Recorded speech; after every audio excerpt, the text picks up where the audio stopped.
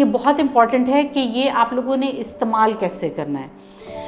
इसमें ओरल भी मौजूद होता है, इसके अलावा ये आईवी फॉर्म में भी मौजूद होता है। ओरल में इसकी एब्जॉर्प्शन बहुत कम होती है, इन द सेंस कि ये आपको एज एन एंटीऑक्सीडेंट तो काम करेगा, आपकी इम्यूनिटी तो डेफिनेटली ये बेहतर करेगा, लेकिन शायद लाइटनिंग का इफेक्ट नहीं दे पाएगा क्योंकि उसकी उस तरह से डोजेज करेक्ट नहीं होती और आप ओरली नहीं ले सकते।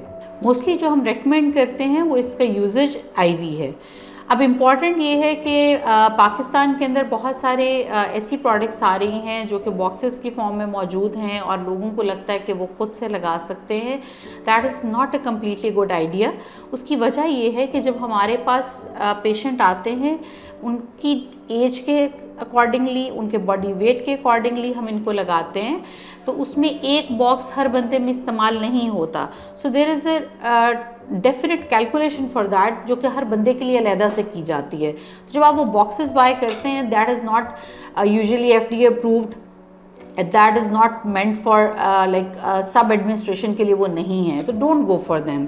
आपके डॉक्टर को पता है कि आपके जो सर्टिफाइड डॉक्टर है, जो इसको पता है कि उसने आपको लगाना है और उसमें उसने किन किन चीज़ों को पहले से देखना है, तो बेहतर ये है कि आप अपने डॉक्टर के पास जाएं, उसकी रिकमेंडेशन से लगवाएं और उसमें आपकी डोजेज को कैलकुलेट किया जाता है आपके बॉडी वेट के अकॉर्डिंगली।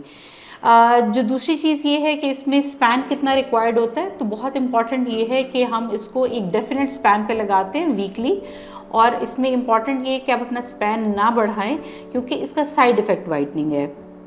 अगर आप इसका स्पैन बढ़ाते हैं तो उस सूरत में आपकी बॉडी इसको एज एंटीऑक्सीडेंट यूज़ कर लेती है और इसके वाइटनिंग का जो या लाइटनिंग का इफ़ेक्ट है वो डिले हो जाता है। तो ये बहुत ज़रूरी है कि आप इसको अपने वक्त पर लगवाएं। दूसरी इंपॉर्टेंट चीज़ ये है कि अच्छा जी ये इमीडिएटली ऑन फर्स्ट एडमिनिस्ट्रेशन काम करता है, ऐसा नहीं है। आपकी पूरी बॉडी है, जब तक वो इतनी अमाउंट में आपकी बॉडी में एक्यूमुलेट नहीं होगा कि वो आपको साइड इफ़ेक्ट दे सके, तब तक आपको वो इफ़ेक्ट नज़र नहीं आएगा। तो मुख्तलिफ़ लोगों के अंदर इसकी मुख्तलिफ रेंज होती है।